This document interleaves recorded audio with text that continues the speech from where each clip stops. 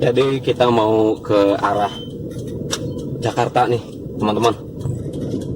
Kita lihat ya sambil ngobrol bagaimana sih kondisi Jakarta terkini pasca ditetapkannya PPKM level 1. Sekarang PPKM-nya udah level 1. Jadi ya anggaplah, sebutlah sudah melandai, bahkan sangat melandai ya. Tapi bukan berarti kita berhenti berikhtiar untuk tetap menjaga dan melaksanakan protokol kesehatan. Nih gue walaupun di mobil kali ini sendirian, tidak bersama rekan, tapi tetap kita pakai masker ya. Ada yang bilang agak aneh sih, di mobil sendiri gue pakai masker. Macam-macam logika yang bisa dipakai, kenapa harus pakai masker di mobil sendiri. Yang paling mungkin ialah logika pukul rata. Artinya yang membuat kebijakan pakai masker di dalam kendaraan itu kan pukul rata aja, mau dia sendirian kah, mau dia bersama orang lain kah. Artinya kalau mobil pribadi cuma sendiri kayak gue sekarang ini, sebenarnya kebijakan yang dipukul rata aja, bahwa semua yang berada dalam kendaraan bernama mobil roda 4 semuanya harus menggunakan masker, tidak terkecuali. Bahkan kalaupun ternyata yang di dalam mobil atau yang berkendara hanya seorang diri tanpa bersama orang lain, ya memang lucu. Tapi itulah kebijakan pukul rata. Aduh mbak, mbak tadi nyebrangnya lucu ya. Atau mbaknya juga kayaknya tampangnya lucu-lucu. Lucu-lucu gimana gitu. Lihat kan ya teman-teman ya. Bawa adik.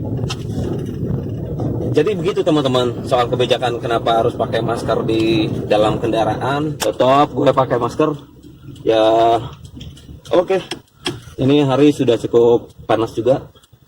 Jadi ya lindungi mata kita supaya lebih nyaman berkendaranya dari terik matahari, sorot matahari dengan kacamata ya. Oke. Jadi kenapa harus pakai masker? Padahal dalam mobil hanya sendiri misalnya. Tadi ya seperti yang gue sebut tadi, itu karena regulasi pukul rata atau aturan pukul rata lah, aturan yang bertindak sebagai palu aja gitu, apapun dianggap paku ya gitu. Emang kecenderungan orang Indonesia membuat kebijakan yang nggak mau pusing gitu, nggak mau spesifik, nggak mau rigid, pengennya general aja. Kita pengennya mujmal, nggak mau tafsil, nggak mau rinci atau nggak mau rigid. Orang Indonesia tuh punya kecenderungan yang agak unik, nggak mau ribet, padahal orang Indonesia tuh mendalam-mendalam. Padahal bangsa kita itu bangsa luhur. Luhur artinya mendalam, luhur dalam ya maksudnya ya. Jelas dong, artinya luhur itu dalam. Artinya mendalam tuh ke dalam diri, menusuk, menukik, tajam ke dalam dan keluar justru lentur, atau malah bisa jadi keluar itu sangat tumpul gitu ya. Oke, barusan gue mau belok udah sen, tapi masih disalip juga sama motor depan itu. Ya nggak apa-apa lah. Jadi begitu teman-teman, kecenderungan kita buat membuat aturan yang palu gada atau pukul rata itu salah satunya ini masker. Ya kalau dipikir-pikir ya konyol, atau bahkan sah dianggap bodoh ya. Sah disebut bodoh karena hanya sendirian di dalam mobil, kenapa harus menggunakan masker? Kalau gua menganggap ya aturan-aturan yang bertentangan dengan akal sehat begitu atau tidak diatur ya. Misalnya pengecualian semua pengendara mobil atau semua yang berkendara roda 4 di dalam mobil, kan waktu itu dibatasi ya, hanya 2 orang, dan itu pun harus tidak bersampingan begini, harus salah seorang di belakang gitu, atau tidak boleh penuh, kapasitasnya nggak boleh full. Nah itu aja sebenarnya udah aneh ya. Ini regulasi untuk siapa? Untuk pengendara mobil pribadi yang notabene seringkali ya hanya mengantar atau mengangkut diri sendiri atau keluarga gitu ya. Nah, tapi kan di pukul rata aturannya tidak spesifik atau tidak menyinggung, tidak sama sekali mengangkat soal lain, perspektifnya hanya satu aja gitu. Pokoknya kendaraan naik mobil ya udah gitu loh, harus pakai masker, kapasitasnya nggak boleh full ya gitu. Jadinya lucu ya, mau kendaraan pribadi cuma seorang nyetir ya udah aturannya begitu gitu, aturannya menggunakan masker kan dalam mobil. Nah ini gue begini juga sebenarnya demi publik aja, demi kemaslahatan bersama, dalam pengertian demi ketenangan bersama lebih tepatnya ya. Jadi ini gue lakukan meskipun gue tahu ini bodoh, ini keliru, konyol ya, ya nggak apa-apa, gue lakukan demi kemaslahatan bersama, demi kenyamanan batin bersama gitu. Itu aja, perkara mudah ya kita laksanakan meskipun itu bertentangan dengan akal sehat, bertentangan dengan pikiran lurus. Itulah ya, kira-kira begitu teman-teman. Kenapa harus pakai masker di dalam mobil, dan regulasinya jelas gitu ya. Aturan itu kan juga sebenarnya berubah-ubah ya, dinamis aja. Apalagi aturan yang sifatnya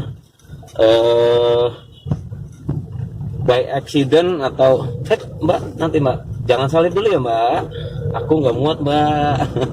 Lucu ya teman-teman ya, kayak gitu ya, kayak tadi gitu tuh, masa masih mau nyalip juga, gila bener. Udah jelas-jelas ada kita di hadapannya. Balik lagi ke tadi ya teman-teman ya, bangsa kita tuh sebenarnya bangsa yang luhur, artinya bangsa yang mendalam. Mendalam apanya ya? Mendalam pikirannya, mendalam perasaannya, mendalam batinnya, mendalam ruhaninya, spiritualitasnya. Cuma belakangan karena kita cukup panjang dijajah, pada akhirnya ya keluhuran, kedalaman itu, ketinggian spiritual, kedalaman batin, termasuk kecanggihan akal budi ya. Akal budi dalam arti rasionalitas, dalam arti intelijensia, kita tuh unggul banget sebenarnya. Tapi karena kita dijajah sudah sekian lama dan tidak juga lepas dari belenggu penjajahan, ya kan? Benar kok, kita nggak lepas dari belenggu penjajahan. Dalam hal ini belenggu pemikiran ya, belenggu pikiran. Dalam hal pikiran kita nggak pernah merdeka sebenarnya.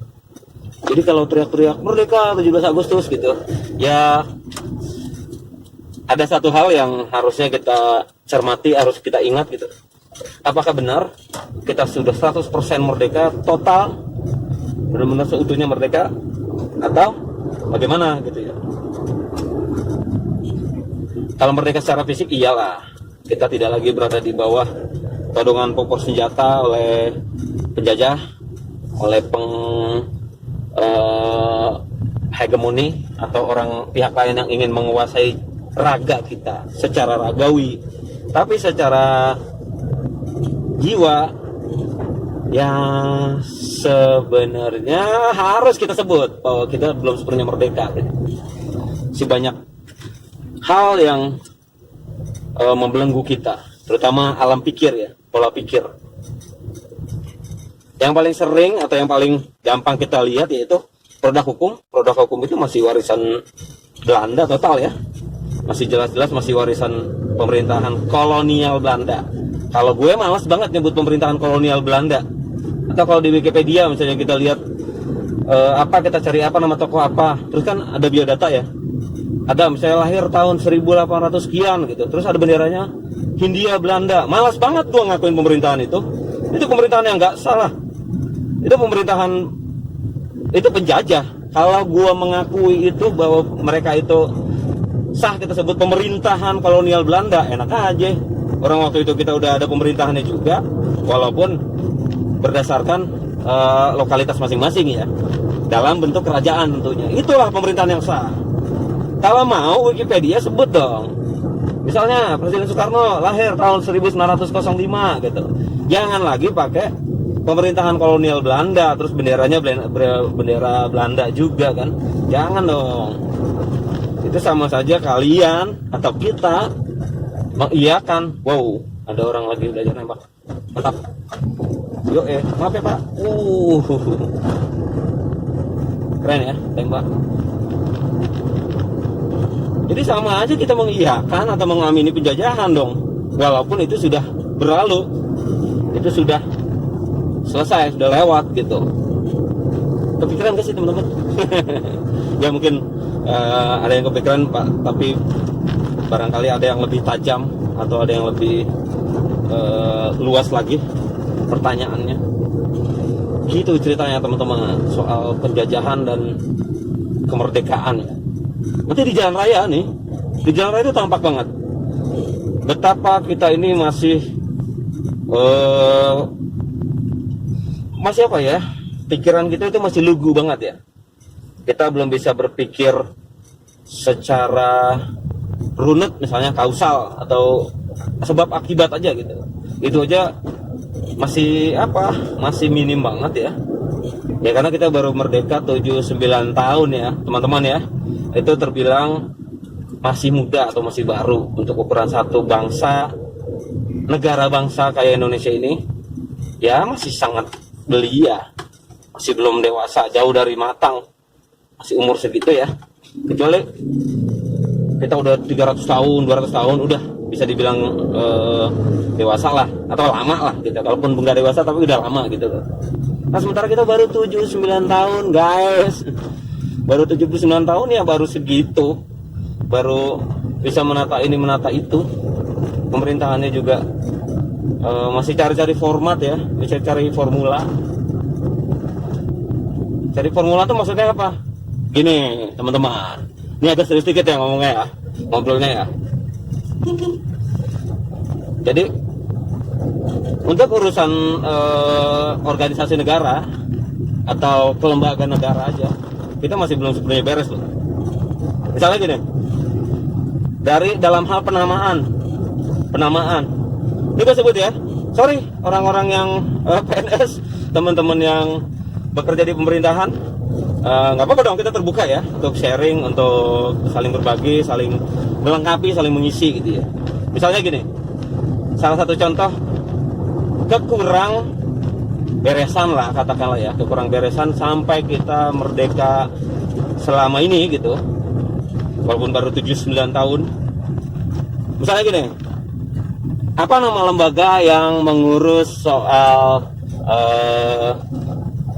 penyalahgunaan narkoba?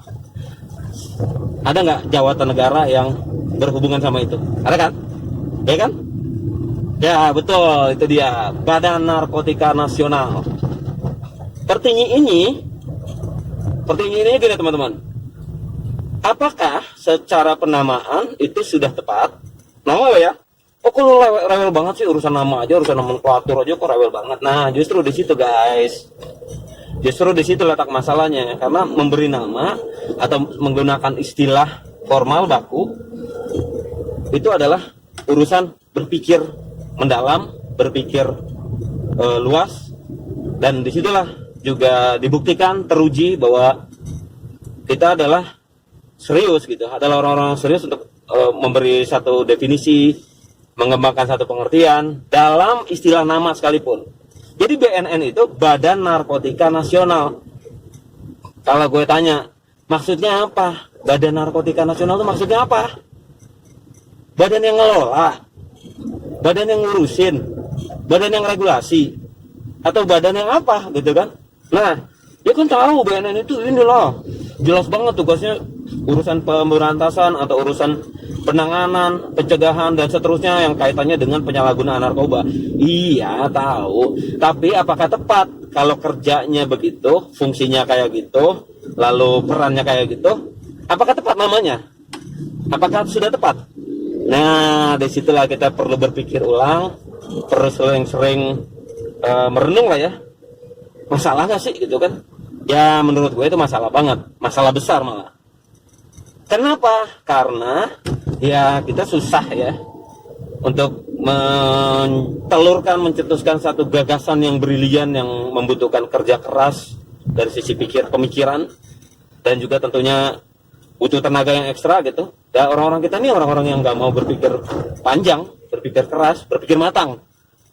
Masih kayak gitu ya teman-teman ya. Jadi kalau BNN itu adalah Badan Narkotika Nasional, gua usulkan kepada yang terhormat para pemimpin negeri ini gitu, kenapa nggak kita rubah aja istilahnya menjadi Badan Anti Narkotika dan Obat-obat Terlarang, atau apalah, Badan Anti ya, atau Badan Pemberantas misalnya penyalahgunaan narkoba. Gua nggak usulkan namanya, gua nggak usul konkret satu kata atau istilahnya. Yang gua usulkan adalah perubahannya, penggantian istilah ke arah yang lebih tepat atau ke arah yang lebih cerdas, nggak ngaco kayak gitu. Ya harus diakui dong Pak, Bu, bahwa itu nggak tepat, bahwa itu ngaco gitu. Nanti gue sebut juga deh, ada beberapa istilah-istilah lagi yang sebenarnya bermasalah, tapi ya karena kita anggap biasa aja, ya udah. Kita anggap biasa aja tuh kayak gini. Kayak orang nih misalnya di jalanan gitu, naik motor, bawa anak, terus didiriin anaknya, anak kecil, di tengah-tengah. Itu kita anggap biasa aja. Padahal guys, sudah banyak cerita loh yang meninggal, yang celaka, yang cacat gara-gara kelakuan berkendara yang kayak gitu. Jadi intinya, apa-apa yang dianggap biasa, meskipun itu salah, ya kita sudah tahulah banyak contohnya gitu ya. Yang salah tapi dianggap biasa, yang salah, yang keliru, yang ngaco, ngawur, tapi dianggap nggak apa-apa. Sekarang kita mulai dari penggunaan istilah aja deh, ya kan? Dalam hal ini tadi Badan Narkotika Nasional gitu. Ya Pak ya, ya Bu, ya Bro and Sis di para petinggi negara atau para pengurus negara yang terhormat, gimana kalau kita ganti aja istilahnya jadi Badan Anti Penyalahgunaan Narkoba, Badan Anti Bab Penyalahgunaan Narkotika, Penyalahgunaan Narkoba gitu. Narkotika dan obat-obatan terlarang. Bab apa tuh? Badan Anti Penyalahgunaan Narkoba, sama kayak anti terorisme dong. Kan lu nggak kita sebut Badan Terorisme Nasional, ya kan, bener kan? Tapi anti terorisme gitu kan. Badan Nasional Penanggulangan Terorisme gitu kan. Penanggulangan kayak gitu. Tapi BNN ya, kenapa kita jadi on? Kenapa kita jadi seolah-olah kayak nggak pernah sekolah gitu ya, menamai itu gitu. Ada banyak lah yang lain-lain. Contoh lain. Sepakat nggak kalau BNN kita rubah ganti namanya? Kita ganti rubah namanya. Kita ganti namanya menjadi nama yang lebih keren dikit gitu, kayak KPK, Komisi Pemberantasan Korupsi. Gitu dong, kalau bikin istilah tuh tepat gitu. Dan canggih. Di otak canggih, di kuping juga gagah, di pikiran selesai gitu. Bukan soal rewel ya teman-teman ya. Ada orang bilang, ya terutama teman-teman penyair, teman-teman sastrawan, teman-teman pujangga gitu, ya sudah, lepaskanlah kata dari maknanya, biarkanlah dia. Oh bukan begitu bro, ini soal organisasi. Ini soal nomenklatur, tata kelola organisasi gitu. Nggak boleh rancu, nggak boleh bias. Itu kalau soal-soal yang pasti-pasti, yang urusan kayak hitam putihnya hukum, ya kita harus pasti gitu. Ini bukan soal kreativitas juga gitu, semata-mata soal itu yang harus kita harap maklum atau biarkan bebas tafsir gitu. Nggak bisa, kalau ini urusannya udah tegas ya, bahwa kata ini pengertiannya ini, kata itu pengertiannya anu gitu. Itulah bahasa hukum ya. Organisasi ya juga pakai unsur itu, kebahasaannya mengandung unsur legal formal ya, artinya hukum. Oh nih contoh lain misalnya ya, contoh lain adalah kantor wali kota, kantor kelurahan. Wait. Ini ada garis tapi nggak diikutin loh bro. Tuh lihat ya. Kalau gue sih tadi berusaha untuk ngikutin garis, walaupun dia letter S gitu. Ya gitu deh. Itu salah satu tadi yang dianggap benar, walaupun jelas itu keliru atau ngaco. Contoh lain ya bro ya. Contoh lain adalah kantor kecamatan, kantor kelurahan, kantor wali kota, kantor gubernur. Nah itu ngaco kalau menurut gue ya. Kenapa disebutnya kantor wali kota? Coba deh, kenapa? Ya kalau mau komen, komen lah ya. Nanti kita diskusi di bawah di kolom komentar gitu. Tapi yang jelas, menurut gua kantor wali kota, istilah kantor wali kota itu bermasalah. Karena wali kota itu hanya menunjuk kepada seorang subjek gitu. Artinya sosok atau tokoh gitu. Yakni ya sang wali kota gitu. Sementara kantor ini itu bukan dia doang kali. Itu bukan urusan satu orang tokoh itu doang sebagai sentralnya atau fokusnya. Alangkah lebih bijaknya, alangkah lebih bijaksananya atau lebih adil mengurainya atau menyebutnya dalam peristilahan legal formal istilah organisasi kelembagaan negara, kita pakai jangan yang spesifik kayak gitu dong. Kantor gubernur, emang ini urusan gubernur doang? Emang dia satu-satunya tokoh sentral atau satu-satunya penentu kebijakan? Enggak. Maksudnya gini gampangnya, kalau lu puyeng gampangnya begini.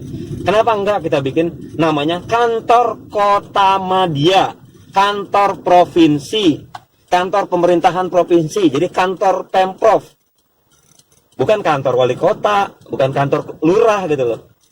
Karena kan enggak, kantor lurah Jurangmangu.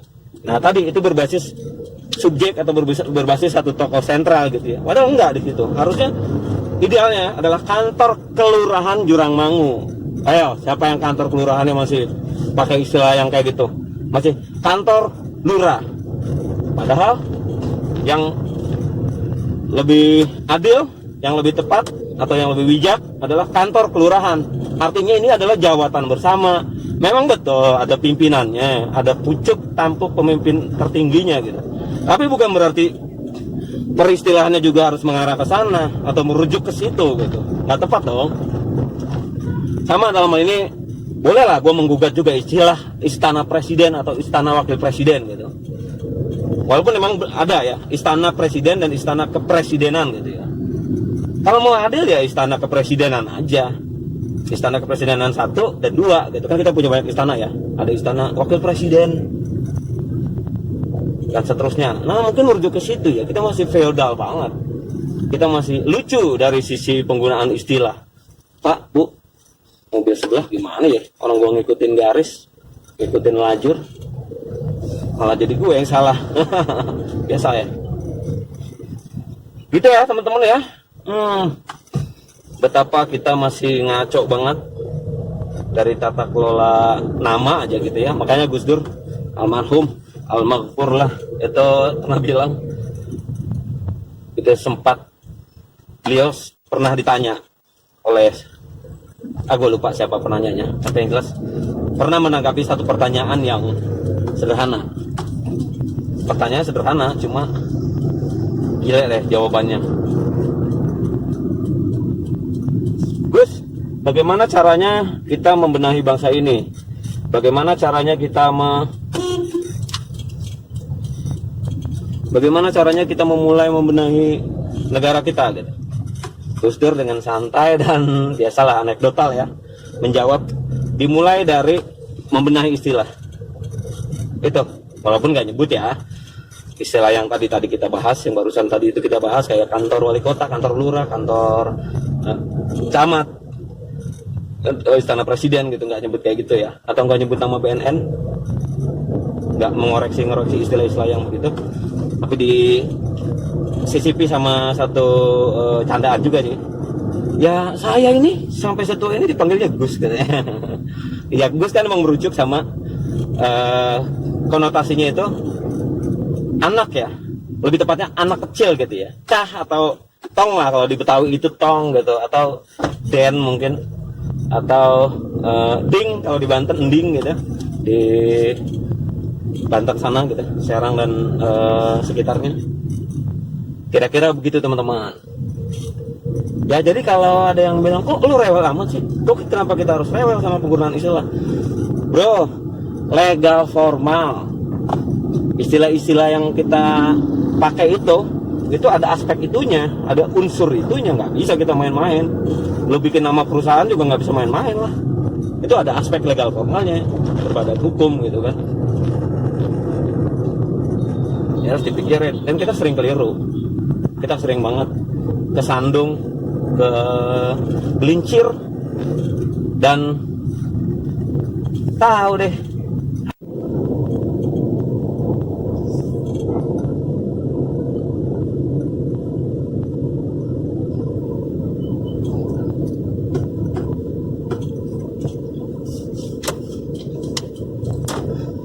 Baiklah teman-teman yang dirahmati Allah.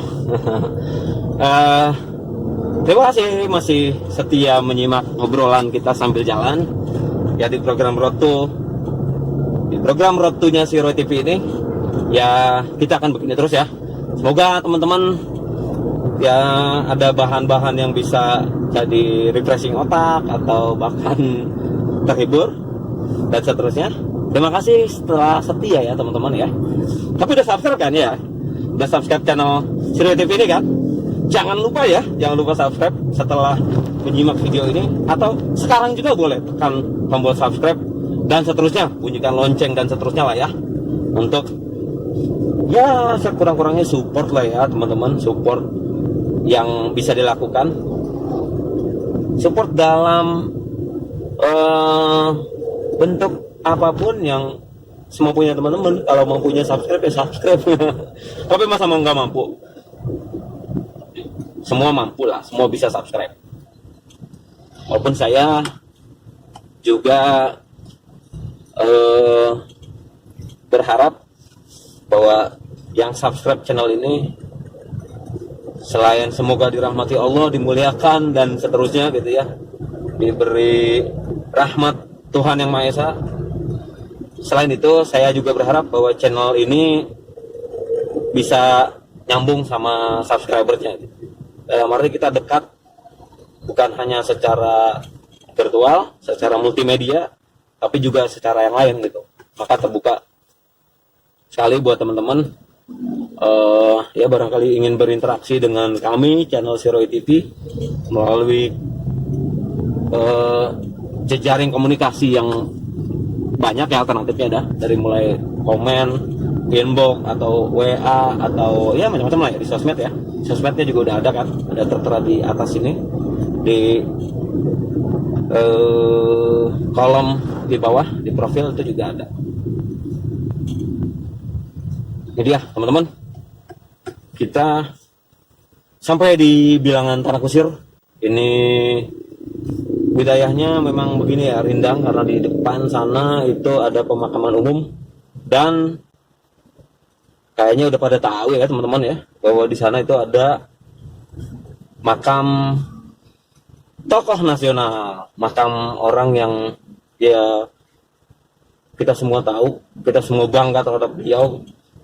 Makamnya almarhum Bung Muhammad Hatta. Gue kebetulan dari kecil sudah akrab dengan pemakaman ini, terutama ya itu ya titik di mana Bung Hatta disemayamkan, jenazahnya dimakamkan. Tuh persis depan situ tuh yang ada atap Minang, itu dia makamnya Bapak Proklamasi. Ini dia teman-teman, itu dia. Nah, di sisi kiri gue ini ya, di sisi kiri gue ini tempat dimakamkannya Bapak Negara, Bapak bangsa kita, Bung Muhammad Hatta. Allahumma sholli ala sayyidina Muhammad wa ala sayyidina Muhammad. Allahumma ighfir lahu warhamhu wa'afihi wa'fu anhu. Amin. Lahul Fatihah. Auzubillahi minasyaitonir rajim. Bismillahirrahmanirrahim. Alhamdulillahirabbil alamin arrahmanir rahim. Iya na'budu wa nasta'in. Shiratal ladzina an'amta 'alaihim ghairil maghdubi 'alaihim waladdallin.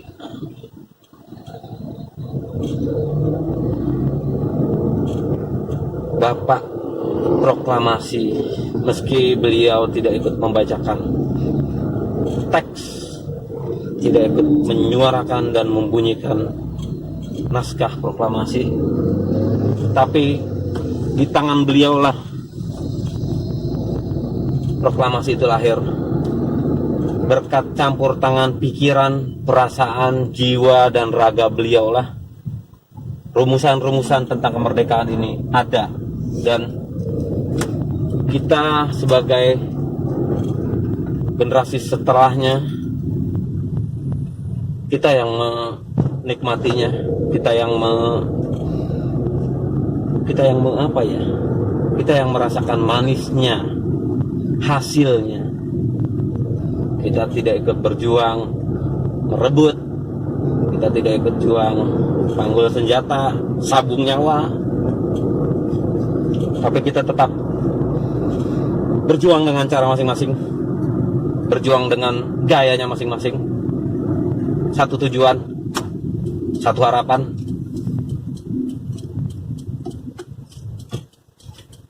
Di jalan diputar ya, dikenai Verboden. Nah, Verboden ini istilah Belanda ya. Ini dari bahasa Belanda, Verboden. Artinya apa? Cari tahu sendiri. Verboden. Gampang lah. 5 menit juga selesai. Teman-teman buka Google atau buka Yahoo atau buka yang lain-lain, Bing, es.com dan seterusnya. Search engine, ya sudah langsung ketemu deh tuh. Apa artinya Verboden? Inggris itu bahasa Belanda ya.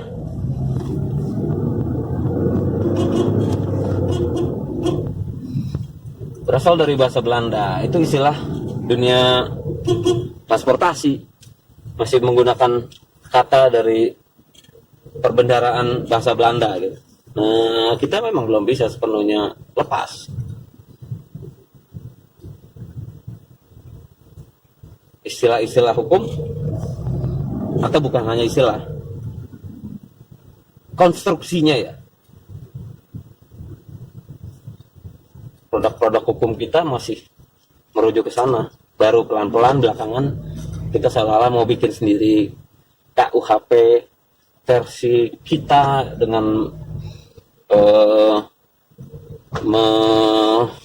mengeliminir lah, katakanlah ya, mengeliminir unsur-unsur yang memang masih berbau peninggalan kolonial. Kalau adaptasi iya, tapi kalau menggunakan itu sebagai warisan yang apa adanya ya gimana? Nggak bisa dong. Belum tentu adaptif sama Indonesia merdeka ini kan.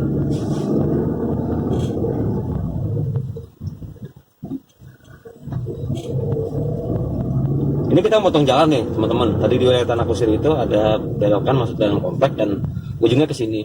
Nanti ya sampai di tujuan yang sama. Gue sengaja begini hanya menghindari macet yang agak ekstrim di sana. Biasanya agak tersendat-sendat gitu karena Verboden. Ya. Oke bang. Terima kasih bang. Begitulah teman-teman. Kita lanjut lagi ya ngobrol-ngobrolnya.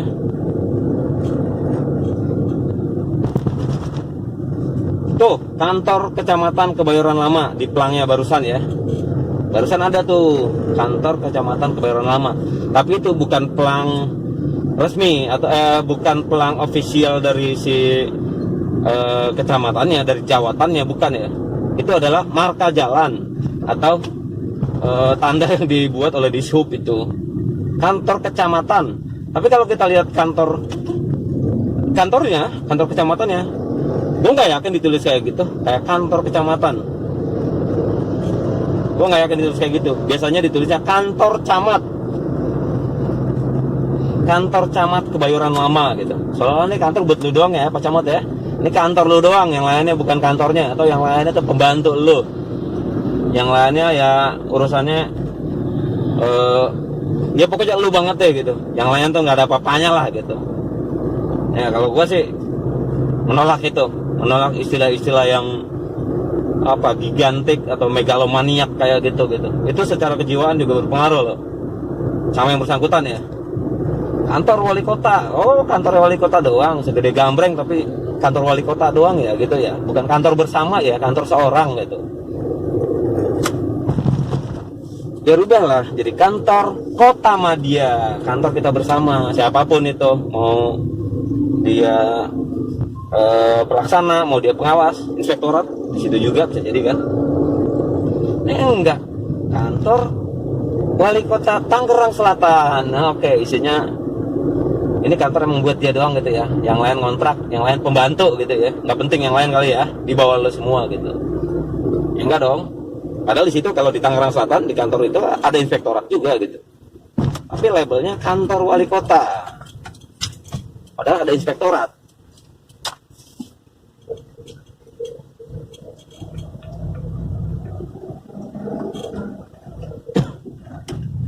Ini kawasan Kebayoran Lama yang tadi tuh ada banyak sekali dagang-dagang barang-barang bekas.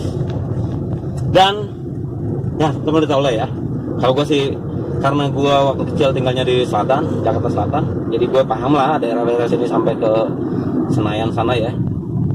Waktu kecil emang gue mainnya di bilangan Mestik, Blok M, Bulungan gitu ya. Waktu kecil masih SD, masih pitik.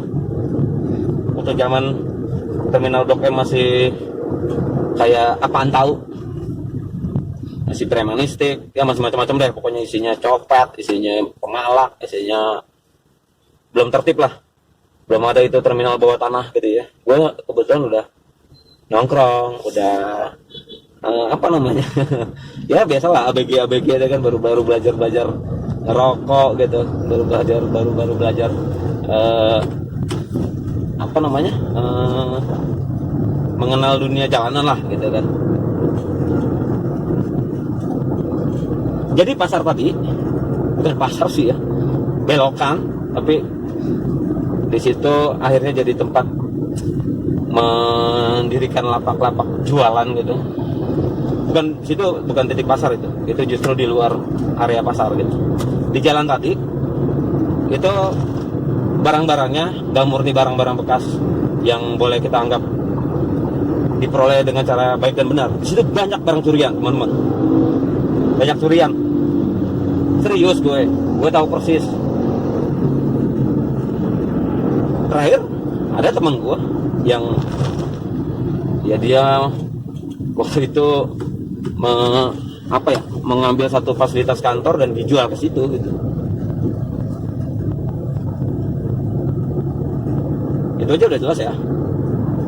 Ya gue nggak bisa bilang apa-apa walaupun itu teman, karena dia sudah pasti udah tahu lah bahwa itu tidak baik, bahwa itu salah, keliru, bahwa itu haram gitu ya. Tapi ya dia lakukan.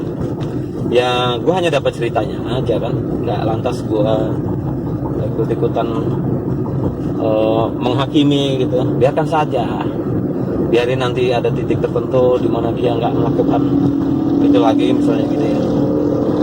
Tahu yang gue pikirkan kenapa dia sampai segitunya gitu ya, kok nyolong fasilitas kantor lalu dijual ke barang kelapak lewakan penadah kayak gitu ya. Itu ya boleh ekstrimnya gue sebut itu penadah juga loh gitu. Penadah lah, walaupun bisnis ya, kerangkanya bisnis, tapi barang-barang yang dijual atau barang-barang yang terpampang terpajang di situ asal usulnya nggak ditelisik lagi gitu ya.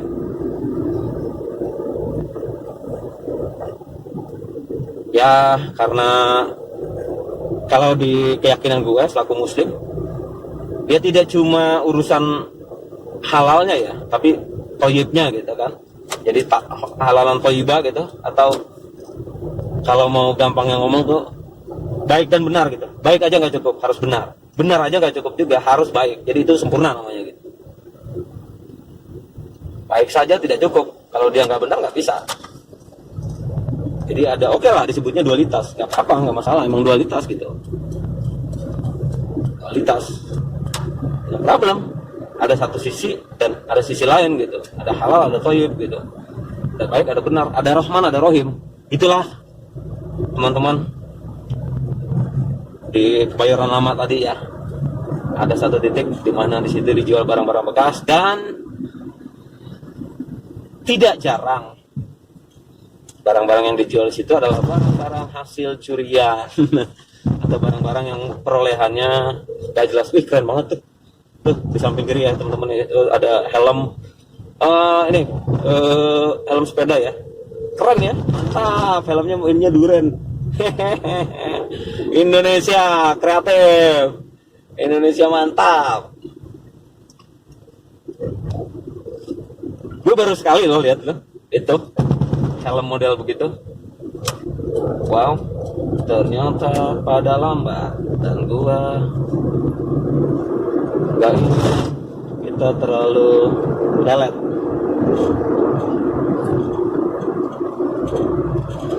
Ini sekarang kita berada di jalan jalan apa ya, kok namanya lupa ya, pokoknya jalan Permata Hijau deh, Senayan. Terus nanti kita akan lewati juga berbagai macam tempat-tempat yang cukup dikenal publik gitu. Ini sisi kiri ya, sisi kiri atau sisi luarnya dari Senayan ini, jalan ini. Wow, jalannya tidak banyak lubang, banyak gelombang.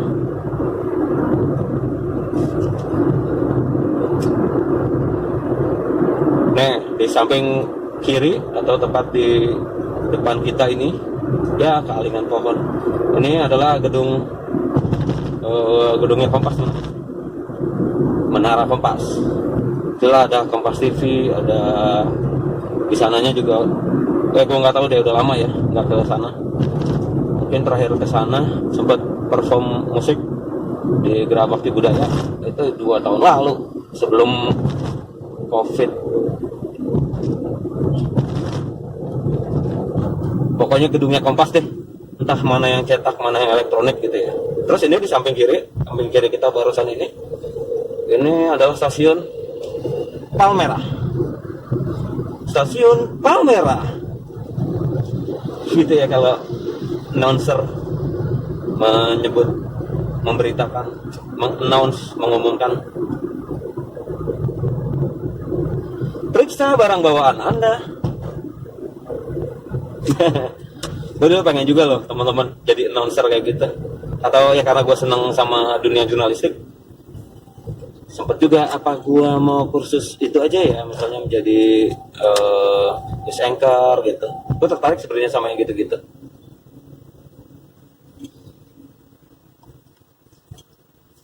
Kita naik ke atas rel, maksudnya jembatan rel, perlintasan kereta api. Ke arah sana, ke kiri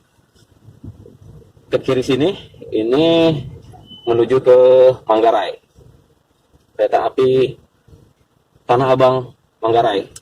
Komuter lain di sini udah keren banget. Kereta lokal atau kereta dalam kota di sini, kereta Jabodetabek ya, udah keren banget. Udah asik dan sangat terjangkau, artinya sangat bersahabat harganya. Dari sini sampai dari tempat gue ya di Tangsel via stasiun Jurangmangu bisa juga sih, via stasiun Sudimara yang terdekat itu ke Bogor.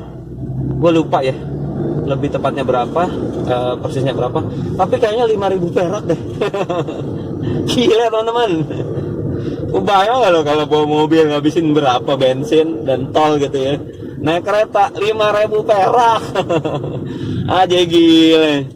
Dan gue tahu ya pas coba-coba iseng waktu itu pulang pergi naik itu ya, naik KRL ke stasiun Bogor kota gitu. Ini tadi berapa ya kira-kira ininya ya, si Imani itu kepotongnya gitu ya. Imani kan transaksinya elektronik semua sekarang ya, dan itu yang kadang-kadang bikin kita juga nggak teliti atau kita jadi nggak peduli bahkan gitu isinya berapa ya. Kalau udah mau kosong baru udah isi gitu, tapi sehari-hari nggak peduliin atau udah santai aja nggak perlu tahu transaksinya berapa gitu. Kalau kereta itu gue yang nggak tahu, teman-teman jangan-jangan teman-teman juga teman-teman malah lebih teliti ya. Ada apa itu?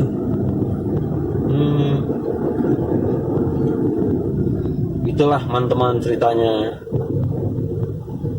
Ini kita masuk ke wilayah Ben Hill di sini. Atau orang nyebutnya kawasan ini kawasan Kejompongan sih ya. Kejompongan. Kenapa ini? Oh, ada mobil mau kerja. Ada yang parkir di kiri dan nggak ketahuan. Ternyata ada mobil yang mau belok.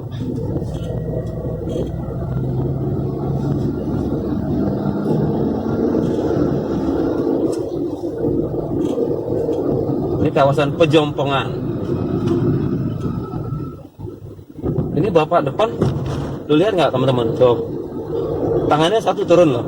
Artinya yang mengendalikan motornya, mengendalikan apa namanya, setang ya, mengendalikannya itu ya murni tangan kanannya aja gitu. Ya barangkali dia capek. Tapi kalau sepanjang jalan begitu itu masalah juga lah. Itu sangat membahayakan itu. Kita lihat, coba kita ikutin apakah bapak ojol ini sampai ke depan lampu merah atau setelah lampu merah masih begitu. Dia mau kemana ya? Mau ke kiri atau ke kanan atau lurus? Kalau kita sih maunya lurus, akan lurus. Apa ini? Jajanan apa ini? Jajanan apa ini? Roti. Gua kadang-kadang iseng banget teman-teman melihat jajanan terutama gemblong ya. Gemblong tuh selalu di mata gue selalu menarik. Tadi gue lihat, itu gemblong bukan ya, ternyata bukan. Kalau bukan gemblong ya, kayaknya minatnya nggak setinggi minat gue terhadap gemblong. Kalau di jalanan ya. Oke, kita lurus. Ini lampu merah. Ini di atas ini jalan yang menghubungkan antara apa namanya ke sana itu ya Sudirman Kuningan dengan Tanah Abang. Ke kiri situ tadi itu Tanah Abang. Kita masuk di kawasan yang udah cukup ramai ya. Ini jalan apa namanya ya? Jalan irigasi kalau nggak salah deh. Di kiri kita ini Kali Ciliwung guys. Kiri kita Kali Ciliwung.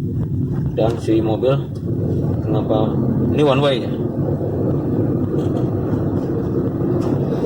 Kita Kali Ciliwung dan ini banyak hotel sini ya, yang terkenal ya Shangri-La, salah satunya yang terkenal.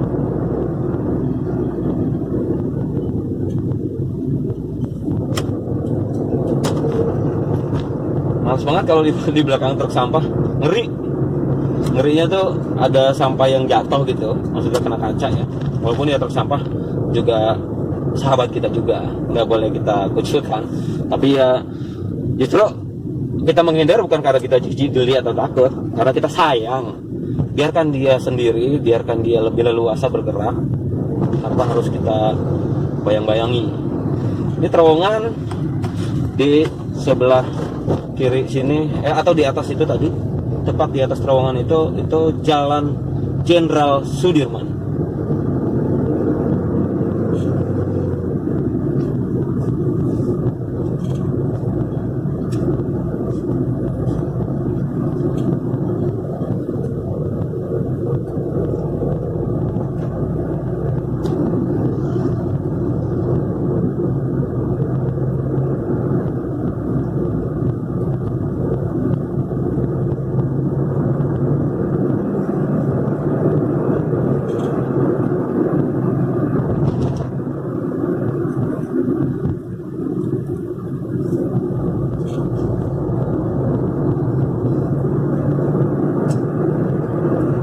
Kita lewat di bantaran Sungai Ciliwung.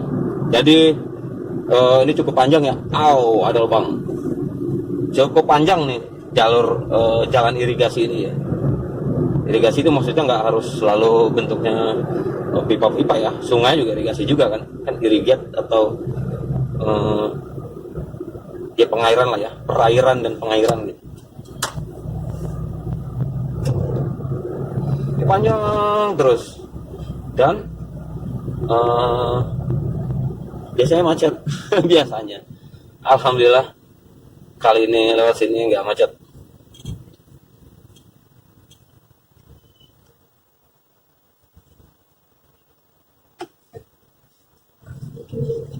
Keren ya, di depan ini platnya B sekian UIN. UIN mungkin dia alumni UIN atau alumni UI yang negeri, misalnya UI negeri. Ini apa nih, minta apa? Maaf ya pak, gue belum lihat apanya gitu ya. Sebenarnya ngasih aja juga nggak apa-apa gitu ya. Cuma kan ya kita juga punya otak, punya mata, punya pikiran, punya hati juga gitu. Yang terbaiknya sih kalau memberi ya memberi aja, nggak usah pakai pertimbangan ini itu. Tapi ya boleh, bukan berarti salah ya. Ya gue nggak melihat kayaknya masjid, musola atau apa gitu ya. Tapi nggak kelihatan dari sini apa yang dikecerekin atau sedang menggalang donasi apa gitu kan. Dan kita kan juga diajar untuk hati-hati, teliti, bahkan memberi sekalipun gitu ya. Jangan salah loh, yang gitu-gitu banyak juga bisnisnya guys. Jangan salah loh, yang kayak gitu itu ini juga banyak juga oknum-oknum yang menyalahgunakan atau memanfaatkan isu-isu donasi, isu-isu apa, charity ya. Mungkin teman-teman juga tahu lah kasus-kasus korupsi di BNPB, Badan Nasional Penanggulangan Bencana, atau di BPBD, Badan Penanggulangan Bencana Daerah. Apa bedanya? Nah ini balik lagi ke obrolan kita yang tadi teman-teman. Jadi BNPB yang mengurusi soal bencana di negeri kita ini adalah ada badannya gitu ya, ada lembaga negaranya, dan dia bersifat apa namanya, disebutnya itu bercabang dan ranting lah ya, dari mulai level pusat sampai ke satuan-satuan yang lebih kecil, ke daerah-daerah gitu. Nah di pusat namanya BNPB, Badan Nasional Penanggulangan Bencana. Di pusat artinya nasional ya, kantornya tentu saja di Jakarta. Nah di bawahnya ada provinsi, dan istilahnya namanya beda teman-teman. Namanya bukan BNPB, tentu saja ya, karena BNPB kan badan nasional. Seolah-olah nasionalnya itu mengesankan lingkup kerjanya atau cakupannya atau ruang lingkupnya gitu ya. Badan Nasional Penanggulangan Bencana. Nah kalau di daerah disebutnya BPBD, Badan Penanggulangan Bencana Daerah. Aduh Pak, Bu, bikin istilah kok ribet amat ya. Justru di sini lo harus simpel-simpelnya Bu. Pak, kenapa jadi ngaco kayak gitu? Artinya nggak satu istilah.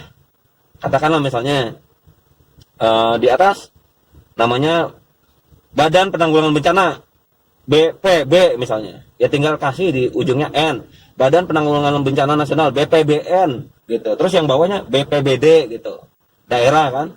Kalau mau lebih umum lagi, Badan Penanggulangan Bencana, terus ya ke bawahnya nggak usah pakai apa-apa, tinggal Badan Penanggulangan Bencana DKI Jakarta atau Jakarta Selatan gitu kan. Ya pada katrok sih pada katrok sih yang duduk-duduk ya, yang duduk-duduk di bangku Senayan. Kenapa gue bilang duduk-duduk? Ya karena emang kebanyakan duduk-duduk doang, duduk-duduk main tab, main handphone, main laptop dan seterusnya lah ya, tanpa lu memang tidak sedang mengabdikan diri, tidak sedang berkhidmat untuk bangsa dan negara gitu. Yang lo cari ya ya kepeng, money atau kekuasaan murni itu. Lo nggak serius gitu, para anggota dewan yang terhormat. Cobalah dibenahin yang begitu-gitu ya. Penting, ya penting lah. Kalau lo bilang nggak penting, berarti lu nggak layak jadi anggota dewan. Kalau lu bilang nggak penting, lu sama sekali benar-benar nggak layak jadi anggota dewan. Kenapa? Karena otak lu payah gitu. Terus ada lagi teman-teman, wah di depan kita sudah di simpang jalan Tambak.